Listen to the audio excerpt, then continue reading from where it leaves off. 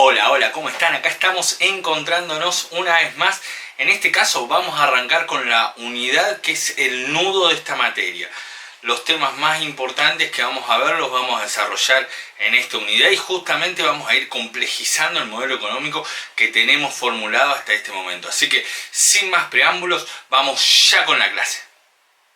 Bien, y de esta forma comenzamos con la segunda parte de la unidad número 3. Como siempre les recomiendo cuando iniciamos una nueva unidad, hay que chequear la lista de conceptos básicos. En la lista de conceptos básicos vamos a ver sobre qué temas vamos a tratar en esta unidad y puntualmente en la segunda parte vamos a ver el sector público, el sector externo y el sector financiero o monetario.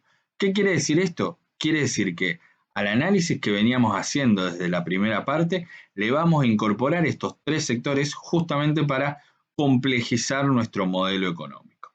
Bien, y vamos a comenzar explorando entonces al sector público.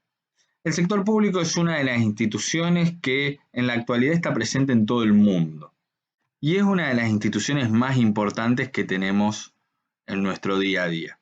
Justamente para comentar un poquito de las instituciones, me gustaría citar el informe de Brody de Jorge Luis Borges.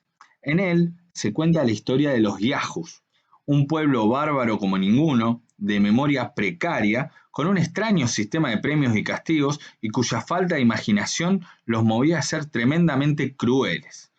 Según las palabras que Borges pone en la pluma del protagonista del cuento y autor del informe, David Brody, los yajus solo encontraban redención en sus instituciones. ¿Qué poder tan extraordinario tienen las instituciones como para redimir a un pueblo bárbaro? ¿Qué hay en ellas que pueden perdonar las bestialidades de los yajus? Desde luego, los economistas no le atribuimos poder redentor a las instituciones, pero sí le asignamos un rol muy importante en el camino que las sociedades emprenden para solucionar sus problemas de acción colectiva. Y en este marco podemos definir al sector público. Bien, entonces ahora podemos pasar a ver los conceptos del sector público. Primero, vamos a empezar con una definición. ¿Qué entendemos por sector público y cuáles son los orígenes del Estado? Bien, básicamente diremos que es el conjunto de organismos administrativos mediante los cuales el Estado cumple o hace cumplir la política o voluntad expresada en las leyes fundamentales del país. El sector público incluye los tres poderes, es decir, el ejecutivo, el legislativo y el judicial, los organismos públicos autónomos, las instituciones, empresas y personas que realizan alguna actividad económica en nombre del Estado, incluyendo a su vez los tres niveles jurisdiccionales en nuestro país, es decir, nación, provincia y municipios. Entonces, podemos distinguir claramente entre dos sectores en toda economía: el sector privado por un lado y el sector público por el otro. La importancia que posee el sector público en la actividad económica se sustenta en el aporte que hace a la enunciación de la política económica, la fijación de sus objetivos y la implementación de instrumentos para obtenerlos. El papel y el volumen del sector público dependen entonces en gran medida de lo que en cada momento se considera interés público. Ello requiere definir con antelación el ámbito de ese interés general. ¿Y cuáles son los orígenes entonces? Bueno, los gobiernos en general existen desde la antigüedad, pasando por la antigua Grecia, Egipto, el Imperio Romano, entre otros. Sin embargo, la presencia en las economías contemporáneas es una consecuencia de la formación de los estados nacionales, cuya constitución es resultante de una coincidencia no necesariamente simultánea de varios de sus elementos esenciales: la existencia de un territorio definido, de una población allí asentada e identificada por sentimientos culturales y de nacionalidad, y de un gobierno que asume la representación de ese Estado, conformándose de esta manera y desde el punto de vista institucional un sector público encargado de administrar y dirigir en sus distintas competencias los diversos niveles de la organización estatal, que corresponde con la aparición y consolidación de los estados modernos europeos, una de las fuerzas de cambio que habíamos destacado en el video que cualquier cosa aparece acá arriba, de transición entre la sociedad feudal y el capitalismo. Justamente la integración de las unidades políticas y territoriales fragmentadas propias del feudalismo, unificación de los mercados, generalización del uso de sus monedas, pudiendo recaudar de esta forma tributos y administrar las finanzas. Precisamente el origen del concepto de economía política se halla estrechamente ligado a la institución estatal y a las necesidades de administrar sus finanzas. En el plano local, la consolidación del Estado argentino también tuvo diferentes etapas. El primer puntapié lo podríamos destacar con la Revolución de Mayo de 1810, que se consolida en la Declaración de la Independencia de 1816 y empieza a tomar forma con la sanción de la Constitución de 1853, que luego de las batallas de Pavón y Cepeda y la firma del Pacto de San José de Flores, se termina consolidando en el Estado argentino en 1860. Bien, ¿y cuáles fueron las diferentes concepciones doctrinarias? ¿Qué pensaba cada una de las escuelas de pensamiento sobre la intervención del Estado en la economía? Vamos a ir repasando cronológicamente cada una de las escuelas de pensamiento y también acá arriba les van a ir figurando las tarjetas para ir a los videos de cada una de las escuelas por si tienen alguna duda en particular. Entonces, comenzamos con los mercantilistas. Los mercantilistas consideraron al sector público como un actor principal en las actividades relacionadas con el comercio exterior.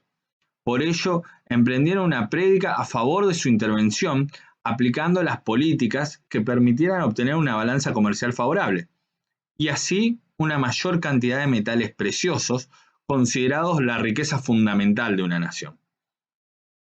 La fisiocracia, por otro lado, cree en el orden natural. Justamente enuncian esa famosa frase de laissez-faire, laissez-passer. Por lo tanto, el Estado no debía intervenir en la economía. Solamente contemplaban un único impuesto a los terratenientes para solventar gastos del gobierno, pero el Estado no debía intervenir en la economía.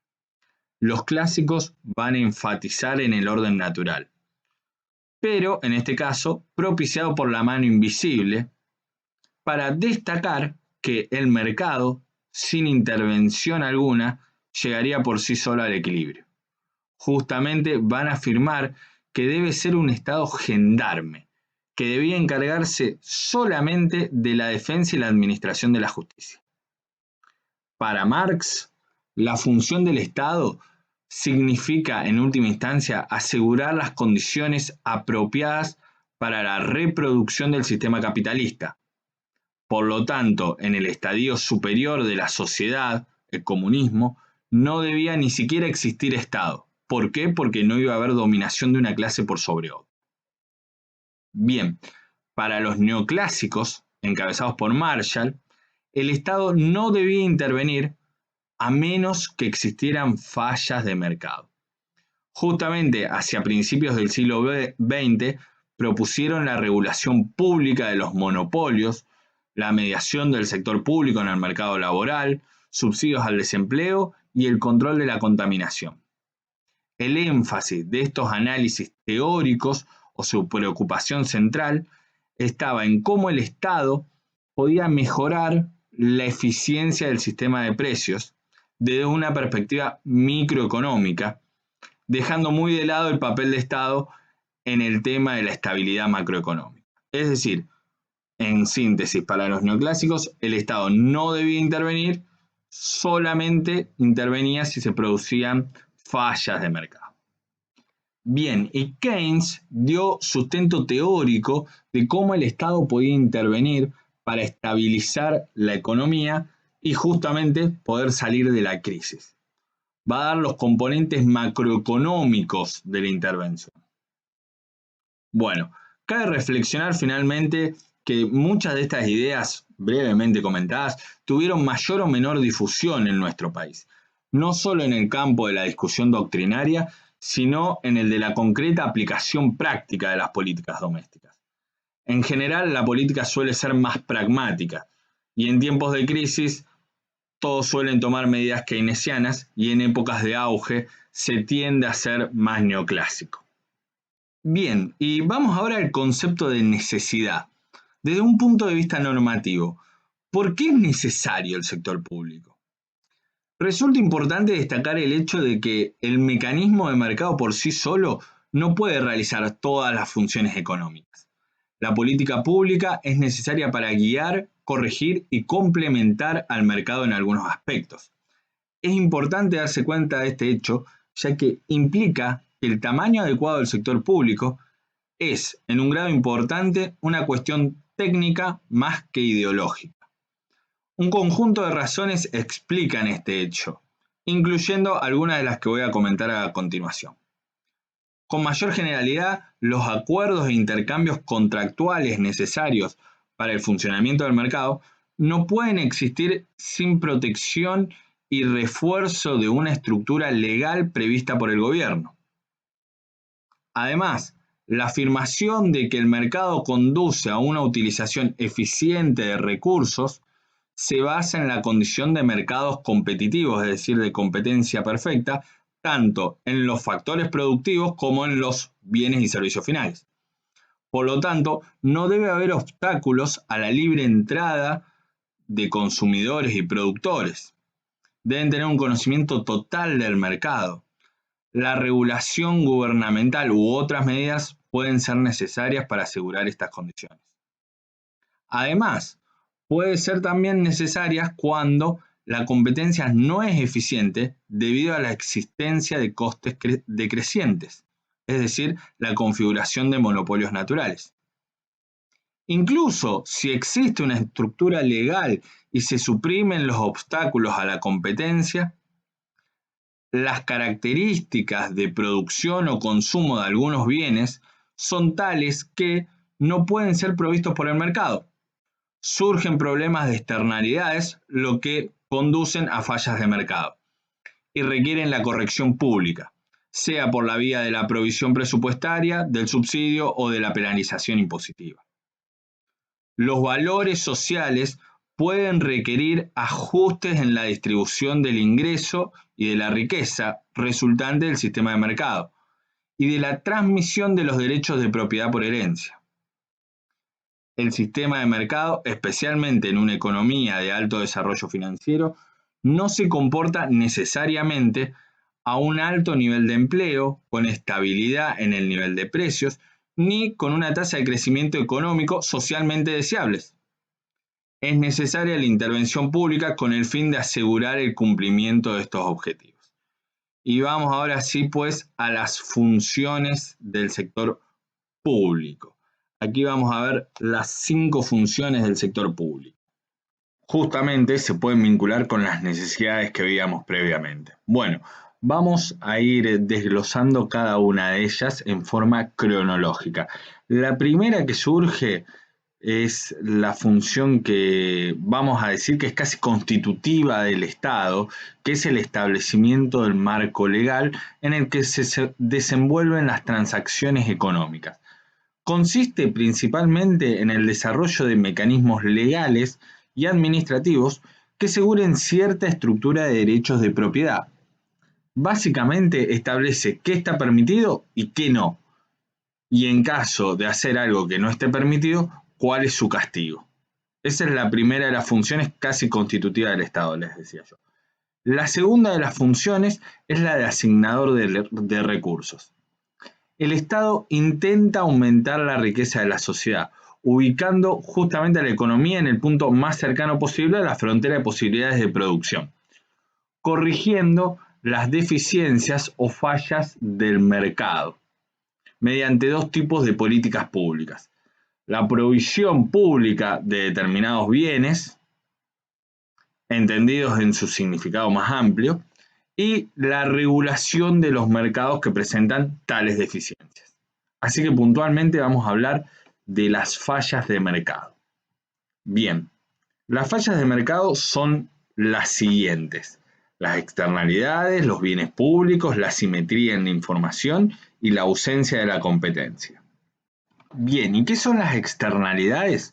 Bueno, las externalidades son efectos económicos que una persona o empresa produce directa o indirectamente a otras y no paga por los perjuicios que ocasiona, en caso de ser una externalidad negativa, ni recibe una compensación por los beneficios que genera, en caso de ser una externalidad positiva.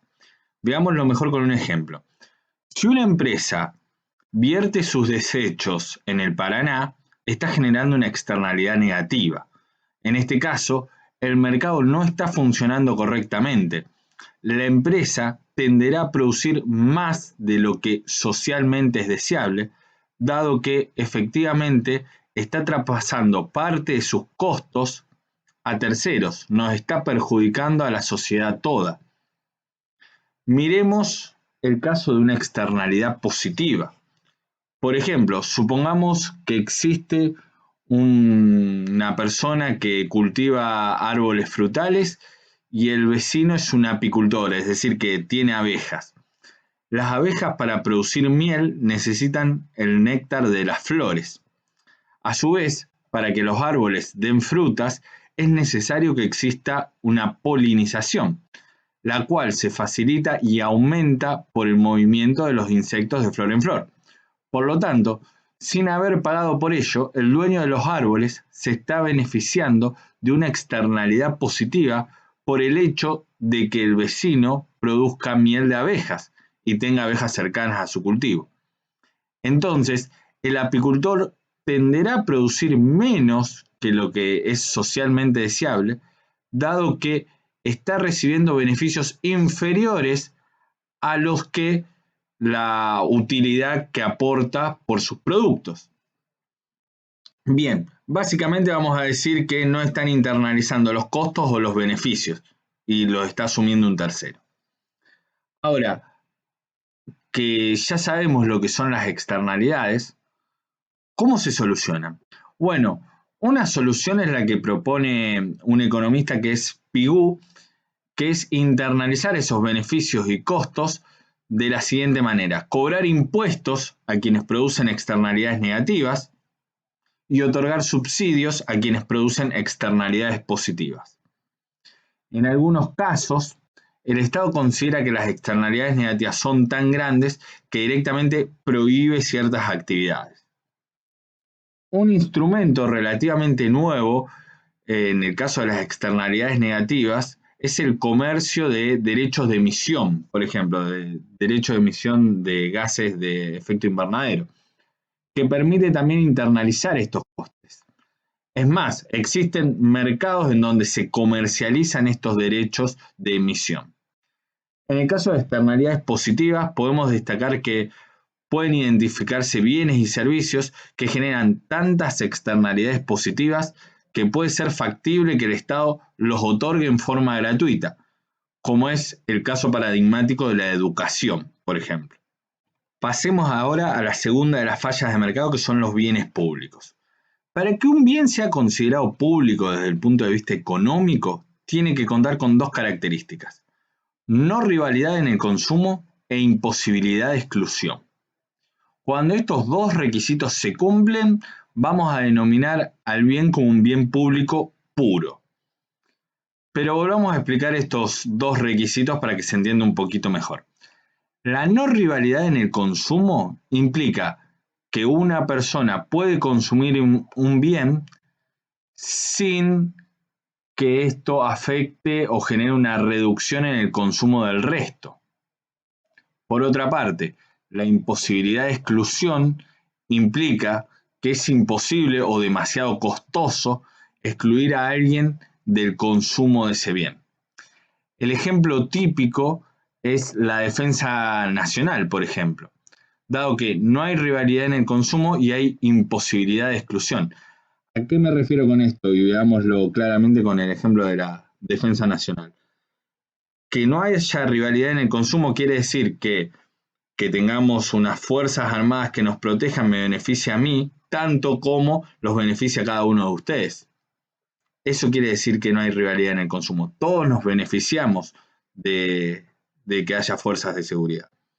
Por el otro lado, hay imposibilidad de exclusión, es decir, ante un ataque externo, las Fuerzas Armadas no pueden decir, bueno, ya que fulanito no pagó los impuestos, a él no lo vamos a cuidar y si cae un misil en su casa, no lo vamos a proteger. No, hay una imposibilidad de exclusión. Si bien el ejemplo es absurdo, sirve para entender el concepto. Por lo tanto, un bien con las características que mencionamos no lo proveería el sector privado, justamente porque no podría cobrar ni excluir a nadie para consumir el bien que produce. Para solucionar esto, el Estado puede o proveer el mismo bien o puede pagarle a un tercero para que lo provea. Muchos de los bienes que suministra el sector público no son bienes públicos en el sentido puro, es decir, que no tienen ambas características. Por ejemplo, la educación o la salud. Otra cuestión importante es que hay bienes que cumplen con ambas características, pero que si muchas personas lo consumen al mismo tiempo, pueden generar un fenómeno que se denomina congestión. Y en este caso, el consumo se vuelve rival, convirtiéndose en un bien semipúblico. Asimetría en la información. Ocurre cuando en un mercado el comprador y el vendedor tienen diferentes cantidades de información. Entonces, la parte que tiene menos información puede resultar perjudicada en la transacción. En algunos mercados es preferible que el Estado intervenga y en otros no es tan necesario. Veamos dos ejemplos, uno donde interviene el sector público y uno donde no lo hace. Suele ocurrir, por ejemplo, en el mercado de seguros. Por ejemplo, pensemos en el seguro del automóvil. Cuando lo contratamos, claramente hay una asimetría en la información. La aseguradora no nos conoce, por ende, las personas más propensas a tener accidentes serían las que estuvieran más incentivadas a contratar los seguros. Si el Estado no interviene, solo una parte de los conductores tendrían asegurado su automóvil. Y en los accidentes leves se generaría muchísima burocracia en el pago y cobro de los daños. Por eso el Estado regula este mercado y obliga a todos los autos que circulen tengan seguro contra terceros. El ejemplo donde no interviene el Estado y hay una asimetría en la información es, por ejemplo, en el mercado de los autos usados. En este caso, el vendedor tiene mucha información y el comprador no tanta. Justamente el vendedor sabe si el auto tiene alguna falla o no y el comprador generalmente como mucho puede salir a dar una vuelta en el auto. Sin embargo, aquí el Estado decide no intervenir y deja que los privados se pongan de acuerdo. Ausencia de la competencia. El caso más extremo ocurre cuando los costos marginales son siempre decrecientes, que es el caso del monopolio natural. Debido a que, por el tamaño del mercado y el nivel de desarrollo tecnológico, hay razones de carácter técnico que hacen más eficiente la existencia de un solo productor que de varios. Esto suele ser lo que sucede en las redes de distinto tipo, por ejemplo, el suministro de agua, de gas, electricidad, etc. Ante la falta de alternativas para los usuarios, estos deben ser protegidos con una regulación estatal en cuanto a precio, calidad, cantidad, etc. A veces, incluso, es mejor que el Estado tome a su cargo la provisión de estos servicios. También es frecuente que se den situaciones en las que unas pocas empresas poseen un gran poder de mercado, que es el caso de los oligopolios, lo que les permite seguir conductas abusivas que conducen a que los consumidores paguen demasiado y obtengan a cambio una escasa cantidad y o calidad. Recuerden, por ejemplo, los acuerdos colusorios que están prohibidos en nuestro país y en la mayoría de las economías del mundo. Bien, volvamos a nuestro esquema de funciones del Estado, del sector público. Ya repasamos el establecimiento del marco legal, ya pasamos la asignación de recursos, que está vinculada justamente con las fallas de mercado. Ahora vamos a pasar a la redistribución del ingreso. La mayoría de los economistas reconocen un trade-off entre eficiencia y equidad. Es decir, que mayor eficiencia productiva suele ir acompañado de mayores niveles de desigualdad. La sociedad no tiene por qué resignarse a aceptar la distribución del ingreso resultante del funcionamiento de los mercados privados, ya que el Estado puede desempeñar un importante papel en la redistribución para mejorar la equidad y la justicia económica. En términos generales, hay tres métodos para lograrlo. Por un lado, podemos tener un esquema impositivo progresivo, es decir, que graven en mayor medida a quienes obtienen un mayor ingreso o tienen un mayor patrimonio. Esto es decir, básicamente gravar con impuestos directos en lugar de impuestos indirectos. En el próximo video vamos a hablar bien de las características que tienen los impuestos directos e indirectos. Bien, si no, transferencias directas. Justamente consiste en subsidios o asignaciones a un grupo de la población que se lo considera vulnerable por alguna cuestión en particular. Y de esta forma, el Estado le genera una transferencia directa de ingreso.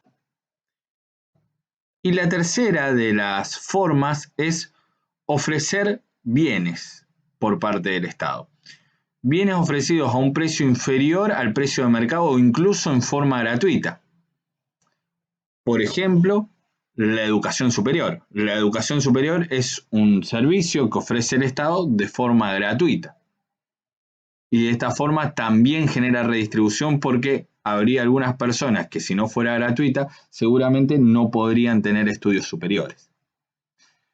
Es preciso diseñar programas públicos de redistribución de ingresos correctos para limitar la magnitud de los efectos negativos justamente en cuanto a la relación entre eficiencia y equidad.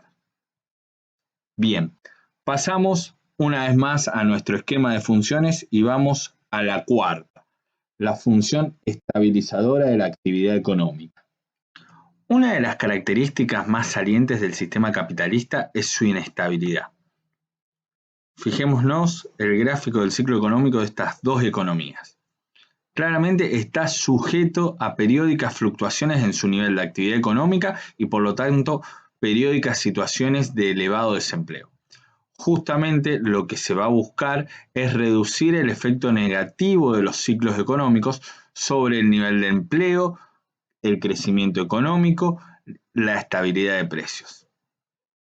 Justamente lo que vamos a tratar de hacer es que la economía del país A con la línea amarilla se parezca más a la economía del país B con la línea azul.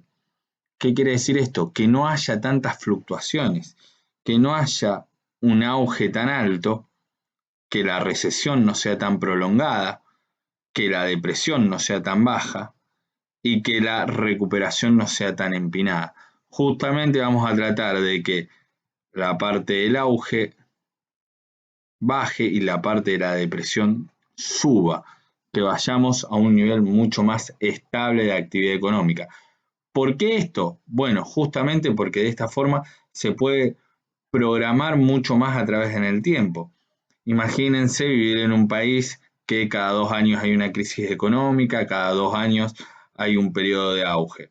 Está bien, ustedes me dirán que viven en Argentina y que están acostumbrados, pero no es normal que un país tenga ese tipo de periodos tan bruscos, movimientos tan fuertes. Por otro lado, piensen también en las inversiones. Si ustedes tendrían plata, ¿en qué país preferirían invertir? ¿Dónde ven más seguros sus ingresos? Bien, claramente en el país B.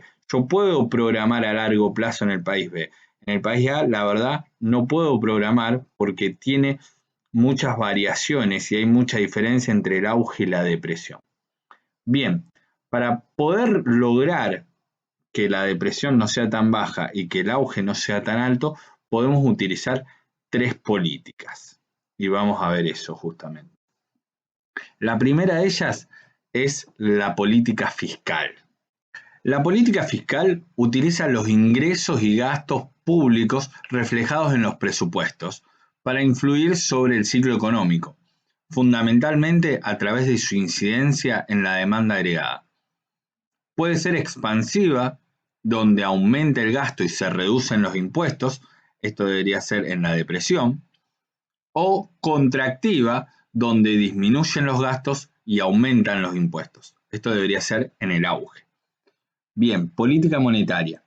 Utiliza la cantidad de dinero en la economía y la tasa de interés para actuar sobre el ciclo económico. Puede ser expansiva cuando aumenta la cantidad de dinero que hay en la economía y baja la tasa de interés, esto se debería hacer en la recesión, o contractiva cuando disminuye la cantidad de dinero que hay en la economía y aumenta la tasa de interés. Esto debería hacerse en el periodo de auge. Y la política comercial y cambiaria, que influye sobre la cantidad de exportaciones e importaciones de la economía. Puede ser proteccionistas en vista de aumentar la producción local o de liberación del comercio en vista de aumentar la competitividad y disminuir justamente el auge. Si ustedes se fijan, las políticas que están relacionadas con la depresión y que son políticas de corte expansivo son las políticas que justamente recomendó Keynes. Cualquier cosa, aquí tienen el video para consultar. Bien, volvamos a nuestras funciones del sector público. La quinta y última de las funciones que vamos a destacar del sector público es la promoción del crecimiento y desarrollo de la economía. Esta es una de las funciones más importantes, especialmente para los países menos desarrollados, porque aún no han logrado niveles aceptables de desarrollo. Entre las medidas que se pueden tomar, destacaremos que se genere la infraestructura necesaria para que el sector privado prospere, el impulso de la capacidad productiva, lo cual no excluye justamente al Estado como productor, identificar nuevas modalidades de cooperación entre el Estado y las empresas privadas, orientar y formular las políticas de inserción internacional del país justamente para que el sector privado prospere y apoyar la investigación y el desarrollo en la innovación tecnológica. Esas son cuestiones importantes para destacar en la promoción del crecimiento y del desarrollo. Bien, estas son las funciones del sector público y la fundamentación de por qué es importante el sector público. ¿De dónde vamos a estudiar esto? Bien, la bibliografía es una fuente fundamental que es el apunte de cátedra, de la página 4 a la página 13, es decir, desde la introducción a la actividad financiera del Estado, sin incluir la actividad financiera del Estado, eso lo vamos a ver en el próximo video. Bien, y de esta forma cumplimos los contenidos que teníamos pensado para el día de hoy. Como les decía en las diapositivas, para cerrar este tema nos queda un video más donde vamos a ver la actividad financiera del Estado, que es un tema para nada menor. Así que con ese próximo video que voy a estar subiendo en estos días, podríamos cerrar el sector público. Como lo prometido es deuda, en el video anterior les había dicho que iba a confeccionar un control de lectura como para que pudieran ir evaluando cómo vienen con los contenidos y obviamente lo hice. Va a estar acá abajo en la descripción del video, va a ser un cuestionario que va a estar abierto para la comunidad, que no va a tener un tiempo de realización, es decir, lo van a poder hacer cuando quieran. Obviamente a los alumnos de mi comisión les va a servir como una nota conceptual más, pero como todo examen o actividad de nota conceptual no es obligatoria, así que lo pueden hacer si quieren. Sin embargo, yo considero que está bueno a la hora de ir probando qué tal están los contenidos, si vienen entendiendo los temas o si no los vienen entendiendo. Cualquier duda, pregunta, comentario al respecto lo pueden dejar obviamente acá abajo en los comentarios. Y comentarles también que es un Google Forms en el estilo examen. Esto quiere decir que lo van a poder hacer una única vez y que cuando lo terminen de hacer le va a devolver todas las respuestas correctas. Y es de contenidos de la primera parte de la unidad 3. Así que bueno, simplemente esto, no robarles mucho más tiempo, agradecerles por estar del otro lado. Y además de eso, como siempre decirles, dejar un me gusta, no les cuesta nada, suscribirse también viene bien. Así que bueno, dejarles un saludo, nos vemos en el próximo video.